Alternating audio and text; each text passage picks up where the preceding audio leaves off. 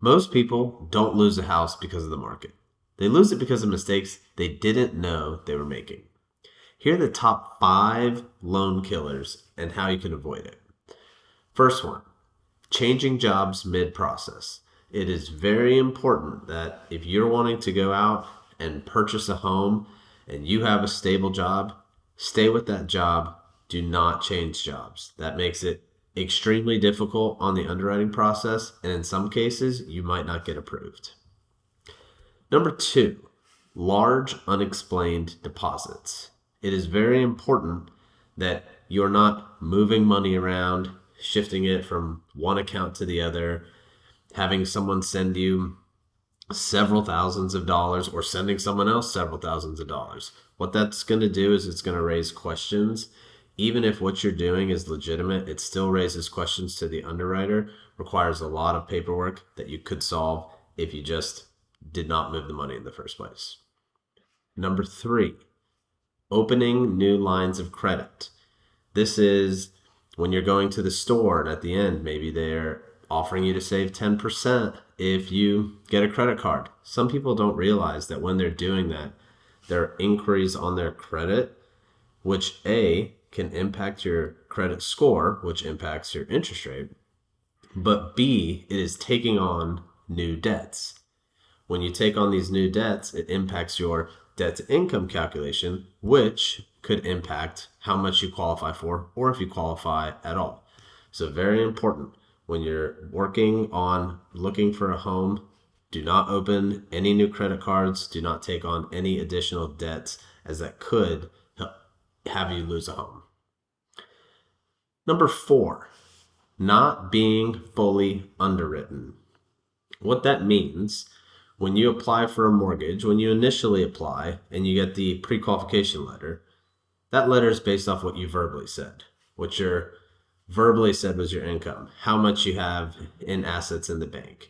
Now, not maliciously by clients, but how they perceive what their income is and how a lender calculates what their income is. A lot of times those are 2 different things. So what we would like to do is when you're out purchasing a home, you go apply, upload your documents, and we will submit them to an underwriter who is the person who is physically looking at the documents that you've uploaded and gives the stamp of approval. What this does is A, removes several hurdles and surprises that could potentially happen in the loan process. But B, when you are out going to look for a home and you go and tell the listing agent, hey, I'm already conditionally underwritten and underwriting approved, that is a stronger offer because that listing agent knows this person's already uploaded their documents to a lender. The lender's already signed off on it. That is a stronger offer to them than someone who verbally presented a pre-qualification. So that is very important, number 4. Number 5 kind of goes along with number 4, waiting too long to talk to a lender. There are several times where I'll get a phone call and it's the client saying, hey, I just saw this house. There's already another offer on it. I want to make an offer on it tonight. Now, we can move quickly and make it work to where we can get a pre-qualification or pre-approval letter out same day. However, a lot of times what that's doing is that's calling undue stress on a client because they're emotionally tied to this home while they also have this other list of uploading their documents, applying for the mortgage, understanding what their payment and cash to close is, and now they're competing with someone else who may have already had their underwriting approval. So what we would much rather do is get your loan set up, go over your goals. Hey, at this purchase price, this is your payment. At this purchase price, this is your payment. This is your cash to close. Get your documents in, get their underwriting.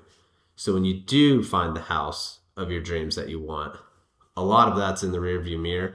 You can just focus on getting this home and we can strategically present the best and strongest offer for you. Now, if you're an agent watching this, the smoothest closings happen when the lender is involved in writing the contract and involved up front. Buying a home shouldn't feel chaotic. If you're thinking about buying a home, talk to a lender before you go out looking.